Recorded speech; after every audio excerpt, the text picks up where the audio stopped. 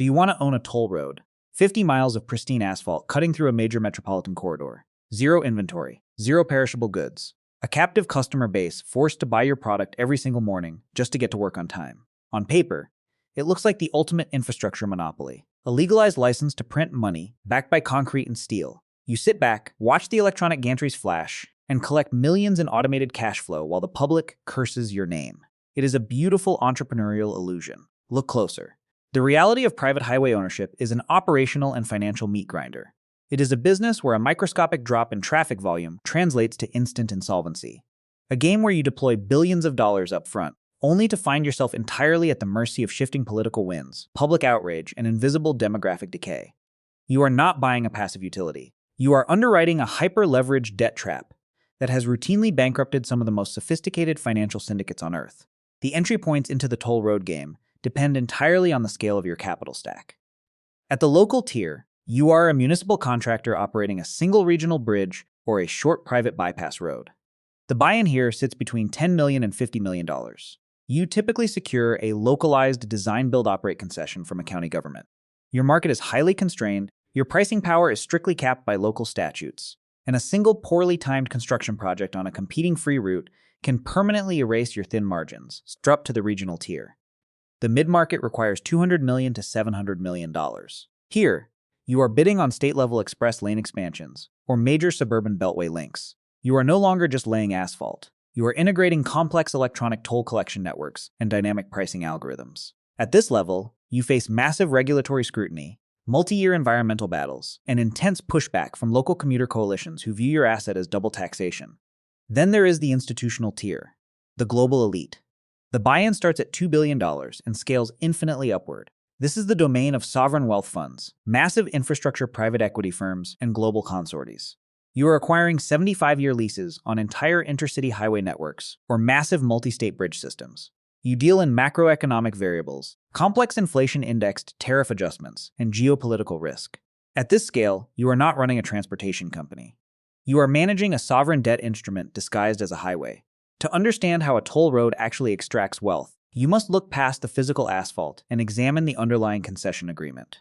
This is the legal engine that dictates your survival. The core mechanism relies on a metric known as average daily traffic, or ADT. Every financial model you build hinges on this single number. In a standard business, if demand drops by 5%, you cut variable costs. In the toll road game, your costs are almost entirely fixed. The highway requires the same maintenance, the same lighting, and the same debt service, whether 10 cars cross it or 10,000. A minor deviation in your projected ADT does not just hurt your profits. It triggers a catastrophic breach of your debt covenants. The primary revenue driver is structured around a highly sophisticated concept called dynamic congestion pricing. This is the insider weapon of the modern toll operator. Sensor arrays monitor the real-time speed of the highway. As traffic volume rises and average speeds drop toward a critical threshold, the toll rate automatically climbs. It does not scale linearly. It spikes exponentially. On a heavily congested morning, a 5-mile trip can cost $25. The economic paradox of this system is brutal. You are not selling transportation, you are selling time. The more congested the surrounding free public roads become, the more valuable your asset becomes. Your financial success is structurally dependent on the absolute failure of the public infrastructure around you. If the state government decides to widen the parallel free highway, your revenue vanishes overnight. The physical layout of a modern private toll road is not designed for driver comfort. It is an engineered system of spatial and psychological entrapment. Consider the placement of the electronic tolling gantries. They are positioned at critical geographic choke points, bridges, narrow valleys, or dense urban bottlenecks, where turning around is physically impossible. The entry ramps are deliberately designed with long, sweeping architectural catchments that pull drivers into the toll zone before they fully realize the current price rate. By the time the overhead digital sign flashes the high peak hour fee, the vehicle is locked between concrete barriers. There is no escape hatch. The invisible liability hiding beneath the surface is the long-term pavement lifecycle cost. Asphalt looks permanent, but under the relentless pounding of heavy commercial trucks, its degradation is predictable and merciless. A single fully loaded tractor trailer inflicts the equivalent structural damage of nearly 10,000 passenger cars. If your concession agreement forces you to accept heavy freight traffic to meet your revenue targets, you are quietly accelerating a massive, multi-million-dollar resurfacing liability that will mature long before your lease expires. The ultimate vulnerability of the toll road business model lies in its capital structure. Because these assets require staggering amounts of upfront capital, they are built almost entirely on a foundation of extreme debt leverage.